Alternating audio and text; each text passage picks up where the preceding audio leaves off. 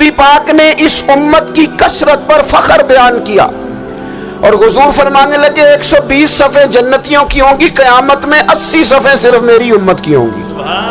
میں کثرت امت پر فخر کروں گا۔ ان لوگوں سے پیار کرنا ہے، ان کے دکھ درد کو سمجھنا ہے۔ پتہ ہے آج کیا ہوتا ہے؟ آج ہمیں نا مختلف چھوٹے چھوٹے ملکوں میں بانٹ دیا گیا، تو ہم کسی دوسرے مسلمان بھائی کا درد نہیں محسوس کرتے، ہم گھروں میں نہیں محسوس کرتے۔ پڑوسی پر ظلم ہو رہا ہو تو ہم کہنے پتر ساڈا نہیں مسئلہ، یہ مسئلہ ہے، تینوں کی لگے۔ حالانکہ پڑوسی کی آگ اس لیے بھی کسی وقت بجھا دینی چاہیے کہ پڑوسی کی نہ بجھائی جائے تو اپنا گھر بھی زاد میں آ جاتا۔ آج امت مسلمہ سے ہمیں بس لگا دیا گیا اپنے حصے کی روٹی کماؤ، اپنے حصے کی کوٹھی بناؤ، اپنے حصے کی گاڑی خریدو، اپنے حصے کا۔ امت کا درد، امت کی بات، وحدت امت کا تصور، امت کا دوبارہ سے وہ شان ارسل رسولہ بالہدی ودین الحق لیظہرہ علی الدین کلہ، وہ تصور کب ہوگا؟ اس وقت ہوگا جب ہم بات امت کی کریں گے۔ نبی پاک علیہ السلام نے فرمایا مسلمان کی مثال ایک جسم کی طرح ہے، جسم کے ایک حصے کو تکلیف ہو تو سارا آزمائش میں آ جاتا ہے۔ مجھے بتاؤ یہ انگلی درد کرتی ہو، یہ انگلی جسم کا حصہ ہے نا، تو میرا خیال ہے دماغ یہ کہہ دے گا کہ انگلی کی درد ہے نا منو کی لگے، دل کہہ دے گا کوئی نہیں ٹینشن لینے، انگلی کا مسئلہ ہے نا۔ ایسا نہیں ہوتا، بلکہ جب انگلی میں درد ہوتی ہے تو دماغ منصوبہ بندی کرتا ہے کہ اس کا علاج کیسے ہو سکتا ہے، دل پریشان ہوتا ہے، پیر چل کے جاتے، ہاتھ وہ دوائی وصول کرتے، دانت اسے چبا کر، حلق اسے نگل کر، معدہ اسے ذخیرہ کر کے جسم میں پھیلاتا ہے، پھر جا کے انگلی شفا پذیر ہوتی ہے۔ ایک حصے کو درد ہو تو سارا حصہ کام پہ لگ جاتا ہے۔ اسرائیل اگر تکلیف دے رہا ہے فلسطینیوں کو تو ہونا چاہیے تھا نا بعض مسلمان حکمرانوں کو نیند نہ آتی، وہ درد دل محسوس کرتے۔ ہونا چاہیے تھا نا کہ بعض لوگ یہاں ہم کیا کرتے ہیں بھلا بیٹھ کے، اب تو مجھے بعض چیزوں سے کوفت بھی ہونے، ہم دیتے ہیں بیان مذمت۔ آپ کے بیان دینے سے کیا ہوگا؟ فلانے نے بھی بیان دے دیا، فلانے نے بھی کلپ دے دیا، یہ کیا کر رہے ہیں؟ یہ تو آپ زندہ رہنا چاہتے ہیں۔ وہ جس طرح آج کل ہمارے ہاں بہت ساری چونکہ جماعتیں، تو کشمیر ڈے آتا ہے نا تو مل کے ریلی نہیں نکالی جا سکتی، سوال نہیں پیدا ہوتا، کیونکہ ہمیں جماعتوں کو زندہ رکھنا ہے۔ اس جماعت کی خبر الگ لگنی چاہیے، اس جماعت کی خبر الگ، تو ایسے کوئی انقلاب آئے گا؟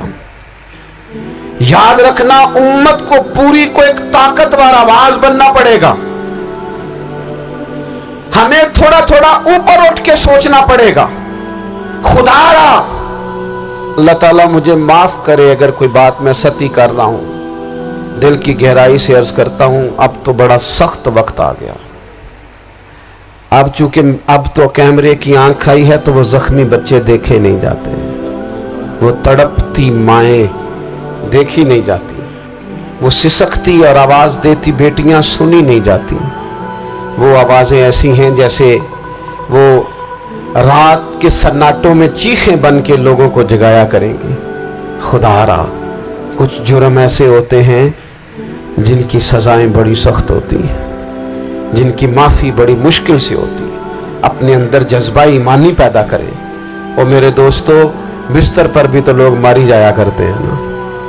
اپنی زندگی رسول اللہ صلی اللہ علیہ وسلم کے دین کے نام کرو، جذبہ جہاد، شوق شہادت اور عشق رسول، یہ عناصر ہیں جو امت مسلمہ کو پیروں پر کھڑا کریں۔ 2 منٹ کے لیے سوچو، امت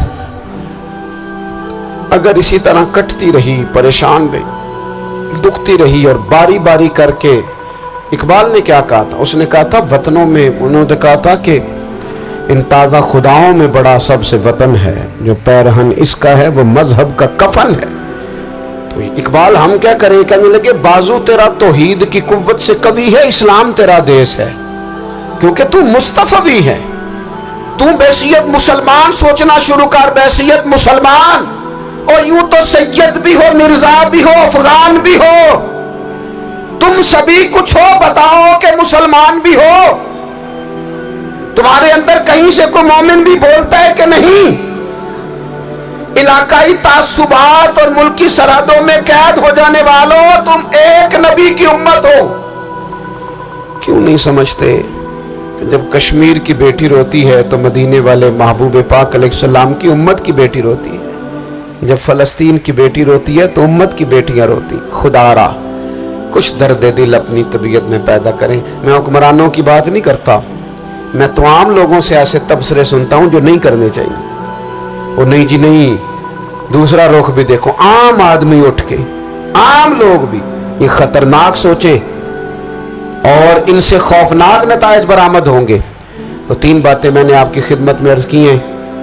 ایک تو کوشش کریں اپنی زندگی کے اندر کہ زندگی کو سادہ کریں، پیسہ ضرور کمائیں لیکن پیسے سے پیار نہ کرو، پیار تو مدینے والے رسول سے کرنا۔ دولتیں، ہرس، ہوس، طمع، ان سے باہر آؤ۔ اور دوسری گزارش آپ کی خدمت میں یہ عرض کی ہے، کچھ نہ کچھ دین کا کام، اور اس میں بھی شہرتوں سے بچتے ہوئے، تصویروں سے بچتے ہوئے۔ میں ہر محفل میں شاید کہتا ہوں میری فوٹو آ رہی ہے اور لائیو آ رہا ہے اور فلاں ہو رہا ہے، لیکن اس محفل کا خوبصورت انسان وہ ہے جو سب سے پیچھے بیٹھا ہے، وہ کسی فوٹو کے لیے نہیں آیا۔ اور میں ڈھیر سارے لوگ دیکھ رہا ہوں، یہ جو آگے بیٹھ جاتے ہیں بعض اوقات 5، 7، 10 لوگ، یہ بڑی تصویر سازی کرتے ہیں، لیکن جو پیچھے بیٹھے ہوتے ہیں ان کی کوئی فوٹو نہیں آتی۔ اور میں نے بہت سارے لوگوں کو دیکھا ہے کبھی موبائل کو ہاتھ بھی نہیں لگاتے، لیکن جن کے لیے آئے ہیں انہیں تو پتہ ہے نا کون کون آیا ہے۔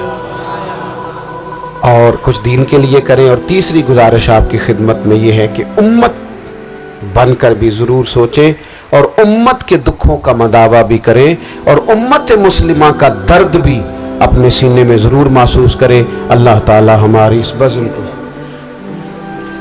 جی ایک بات اور سن لیں جی، نبی پاک علیہ الصلوۃ والسلام نے ارشاد فرمایا، لائیں جی، حضور سید عالم علیہ الصلوۃ والسلام نے ارشاد فرمایا کہ جب تک بندہ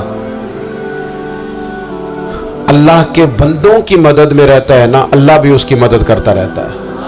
یعنی اگر آپ امت کے لیے سوچتے ہیں، کوئی امت کے لیے فکر پیدا کرتے ہیں، کچھ امت کی سوچیں لاتے ہیں تو اللہ بھی مدد فرمائے گا۔ اور یہ بات اچھی طرح یاد رکھیں، جب بھی بندہ کوئی ایسا کام کرتا ہے نا جو خالص اللہ کی رضا کے لیے ہو تو رب کی مدد ضرور آتی ہے۔ وَلَقَدْ نَصَرَكُمُ اللَّهُ بِبَدْرٍ وَأَنْتُمْ أَذِلَّةٌ۔ تو یہ کام کریں گے تو اللہ کی مدد بھی آئے گی۔ اللہ توفیق